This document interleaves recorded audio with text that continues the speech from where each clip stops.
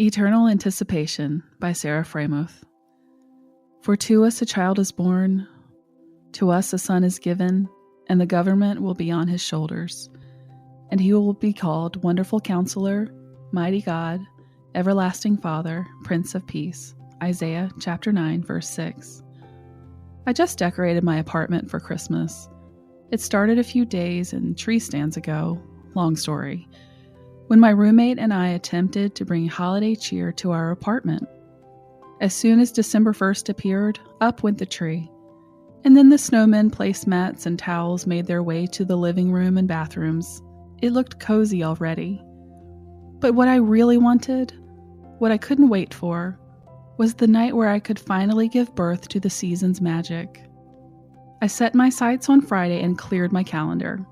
It was me, my tree, tons of music, and the ethereal blend of spiced vanilla candles. My apartment would be warm to combat the chill outside. I had it all planned. And then I waited. Each day of the week passed with a slow shuffle and agonizing patience stirring in me. I think the farther into the week I went, the farther off Friday seemed to be. It felt like striding the wrong direction on one of those automated walkways at the airport. I hadn't looked forward to a time like this in a while, and the longer I waited, the more anticipation grew in my heart. When the appointed day dawned, I leaped for joy. I worked with fervor, delighted in the time spent with my parents and little brother for a bit in the early evening, and nearly burst with excitement as I headed home, eager to create my own winter's dream. I danced around my couch, twirling cords and colors with ornaments after stringing lights on my balcony, winter candles lit and a soft glow bathing the walls.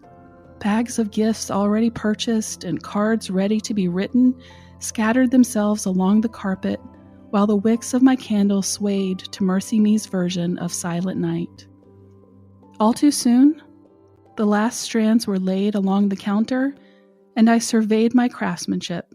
Not bad, I thought, admiring the twinkling of the tree. Not bad at all. I was so proud of myself. My first Christmas on my own, and the place looks like a slightly altered winter wonderland. This is what I looked forward to all week. My night to load the lights and prepare the presents.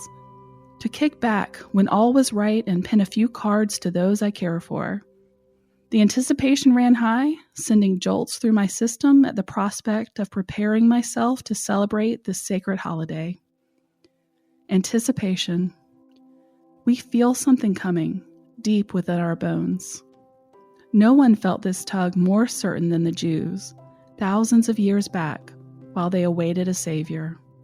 Through the wilderness, through the scattering into nations, through the signs and stumbles and wars and celebrations, they kept their hearts always ahead, hanging on the hope of a hero.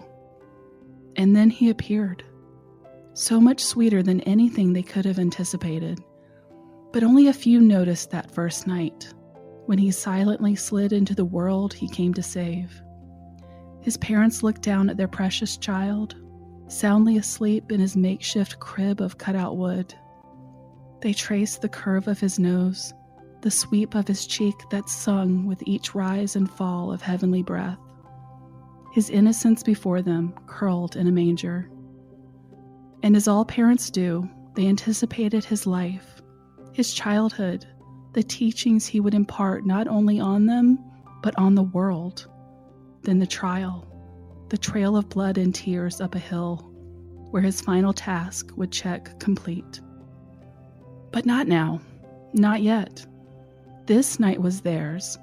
Between donkeys and dreams, a man placed his newborn in his wife's arms, gently touched her tender face, and kneeled before them both, amazed how he could ever hold such immense love for someone so small. Questions for reflection. How can I live in the anticipation of Jesus coming each day? How does having hope in Jesus change the way we see the world?